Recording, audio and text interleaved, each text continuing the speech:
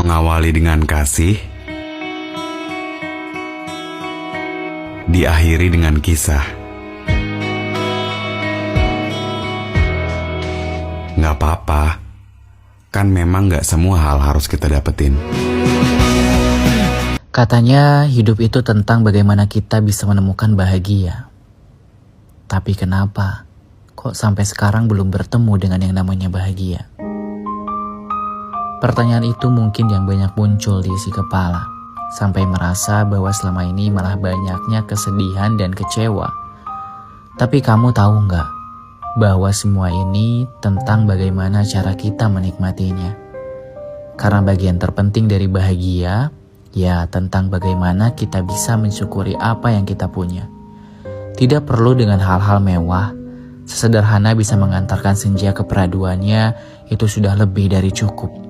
Ingat bahwa bahagia itu kita yang buat. Mungkin kita terlalu memandang jauh tentang arti bahagia sesungguhnya, pada apa yang orang lain punya, pada apa yang orang lain rasa. Padahal sebenarnya bahagia itu dekat. Kita aja yang kadang lupa bahwa sebenarnya bahagia itu sudah ada di sekitar kita. Sekarang coba untuk sedikit menghargai bahagia yang datang di hidup kita, dengan menerima segala bentuk sedih, kecewa, dan kehilangan. Karena sebenarnya bahagia itu sederhana, ada pada hati yang mampu bersyukur. Semakin dewasa semakin sadar bahwa tidak ada yang benar-benar peduli selain diri sendiri. Aku yang dulu sempat sering ada pada keramaian dan sempat menjadi sosok yang selalu tampil di hadapan, kini lebih sering menarik diri dan lebih suka dengan namanya sepi. Bukan tanpa alasan, semua karena ada beberapa cerita yang belum sempat aku selesaikan, namun sudah dipatahkan begitu saja. Dihakimi tanpa pernah coba dimengerti. Sampai pada titik ini aku baru sadar bahwa ternyata selama ini aku sudah terbiasa sendiri. Apa-apa selalu dilakuin sendiri, nyelesain masalah sendiri, dan cuman bisa ngandelin diri sendiri. Semakin dewasa aku semakin sadar bahwa sendiri lebih banyak membawa ketenangan.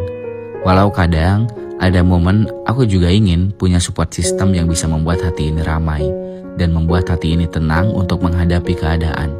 Tapi selama orangnya belum ada, ya balik lagi, cuman bisa ngandelin diri sendiri.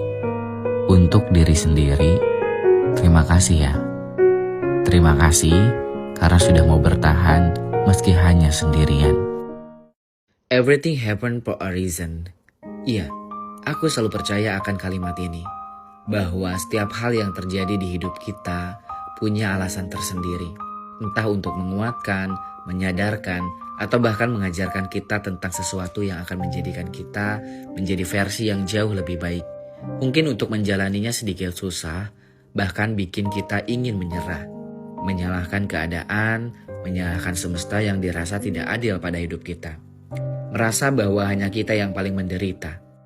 Tapi kalau dilihat lebih dalam, ada banyak yang lebih menderita dari apa yang saat ini sedang kita jalani. Dari sini kita belajar bahwa bersyukur adalah salah satu kuncinya. Mau seberat apapun masalahnya, mau sesulit apapun jalannya, selalu percaya bahwa apapun yang sedang kita rasakan atau sedang kita jalani, itu adalah yang paling baik yang semesta hadirkan. Kalau ditanya sakit, ya sakit sih sebenarnya. Tapi mau gimana lagi, dia udahin aja. Kan emang udah biasa ngerasain sakit sendirian. Lagian kan rasa sakit bukan aku aja yang punya, orang lain juga. Jadi emang bukan aku sendiri yang ngerasainnya. Tapi namanya juga manusia biasa. Kadang capek, kadang ngeluh, kadang pengen gitu ada yang tanya tentang gimana harinya, terus cerita tentang hal-hal random yang gak ada habisnya. Karena selama ini cuma bisa dipendam sendirian. Apa-apa ditelan sendiri, ngerasain sakitnya sendiri, nyembuhinnya juga sama diri sendiri. Gak perlu banyak, cukup satu orang tapi bisa ngerti tentang keadaan. Kira-kira ada gak ya? Kok kemana-mana sendiri terus? Gak punya temen ya? Pertanyaan ini mungkin sering muncul ketika kita sedang berusaha mencintai diri sendiri. Tenang, sendiri bukan berarti kita gak punya siapa-siapa kan? Ada saatnya kita butuh waktu untuk kenal lebih jauh sama diri sendiri. Sesimpel kita jalan-jalan sambil lihat keadaan sekitar, menikmati senja yang perlahan hilang digantikan sang malam. Ternyata sendiri gak semenyedihkan itu kok. Ada banyak hal yang bisa kita lakuin tanpa harus merasa terikat dengan orang lain. Kita bisa bebas kemanapun yang kita mau tanpa harus terpaku sama siklus orang lain. Kita bisa ngatur kemana kaki ini harus melangkah, kapan harus berlari, dan kapan waktunya berhenti. Tanpa harus takut ditinggalkan atau meninggalkan orang lain. Intinya selagi kita masih bisa dengan diri sendiri, kenapa enggak?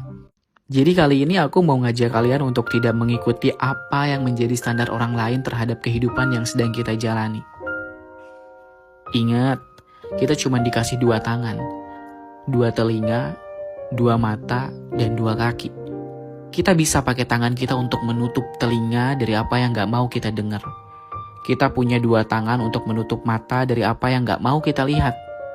Dan kita punya 2 kaki yang bisa kita ajak berjalan, yang kita bisa arahkan untuk berjalan pada jalan yang sudah kita pilih sendiri. Mengikuti apa kata hati, bukan apa kata orang lain. Ada satu keadaan yang sampai saat ini aku belum siap untuk menghadapinya.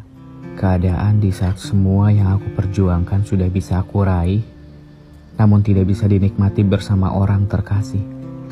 Ada kekhawatiran yang cukup dalam tentang usianya yang sudah tidak lagi muda, tubuhnya yang makin hari makin renta, tentang kebersamaan yang mungkin sudah jarang kita buat bersama. Dewasa ini aku baru sadar bahwa seperti apapun bentuk keberhasilan yang sudah kita dapatkan, rasanya tidak akan berarti apa-apa tanpa hadirnya mereka. Lalu untuk siapa lagi perjuangan ini terus dilakukan? Kalau sumber kebahagiaannya saja sudah